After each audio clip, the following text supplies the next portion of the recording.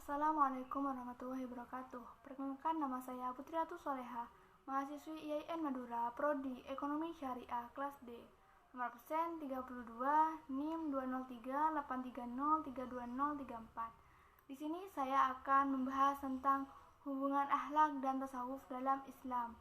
Dalam Islam terdapat istilah akhlak dan tasawuf. Akhlak dan tasawuf memiliki beragam pendapat dan hubungan yang saling melengkapi. Ajaran mengenai tasawuf sebetulnya bukanlah ajaran yang baku dalam Islam dan disepakati oleh berbagai kalangan ulama.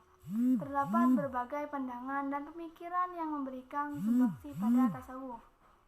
Dalam artikel ini sekedar membahas benang merah akhlak tasawuf secara umum saja, namun tidak menggali lebih mendalam mengenai apa tasawuf dan berbagai aliran mengenai hal tersebut. Hal ini agar dapat sesuai dengan tujuan penciptaan manusia, proses penciptaan manusia, hakikat penciptaan manusia, konsep manusia dalam Islam, dan hakikat manusia menurut Islam yang telah ditetapkan oleh Allah ketika akan dilaksanakan. Baik, saya akan menjelaskan yang pertama, yaitu pengertian tasawuf. Istilah tasawuf berasal dari kata sufi, yang artinya suci. Tasawuf memang berasal dari golongan para sufi yang senantiasa menghubungkan ajaran agama dengan perasaan cinta mendalam dan kesucian hati. Untuk itu, tasawuf diartikan sebagai penyucian hati dan menjaganya agar tidak mendapatkan cedera kotor dan selanjutnya dapat menjadikan hati jernih serta berharmonis dengan hubungan antara manusia dan Tuhan. Akhlak tasawuf sendiri menjelaskan mengenai cara-cara mengembangkan rohani manusia untuk dapat mendekatkan diri kepada Allah. Dalam derajat tertentu, terdapat istilah makrifat yang berarti telah bersatu dengan Tuhan.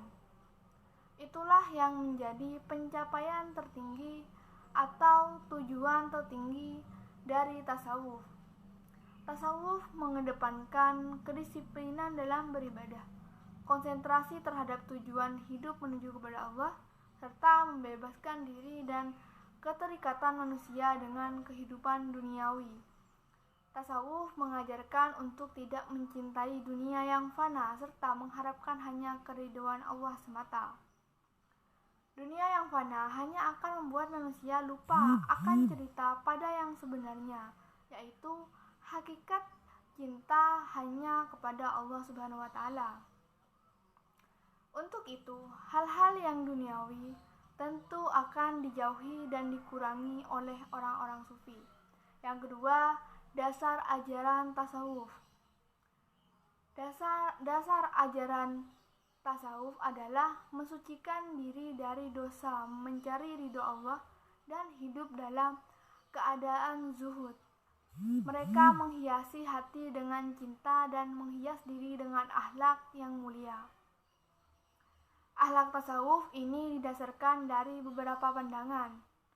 Di antaranya yang pertama adalah pandangan bahwa perilaku Nabi Muhammad adalah nilai sufisme. Yang kedua, ayat dalam Al-Quran. Yang ketiga, pengertian dan dasar akhlak Islam. Akhlak dalam Islam adalah landasan mengenai perhitungan baik atau buruknya sesuatu. Landasan akhlak dalam Islam didasarkan pada aspek ketuhanan, di mana benar atau salahnya serta baik atau buruknya adalah tergantung keadaan apa yang disampaikan oleh Allah Subhanahu wa Ta'ala. Pertimbangan akhlak Islam diantaranya berdasarkan kepada satu, kepatuhan dan ketaatan kepada Allah Subhanahu wa Ta'ala. Kedua, contoh dari Rasulullah SAW. Ketiga, hukum keseimbangan atau sunatullah di alam. Yang keempat, hubungan akhlak dan tasawuf. Ajaran tasawuf dan akhlak sama-sama tidak menginginkan keburukan dan kerusakan yang terjadi.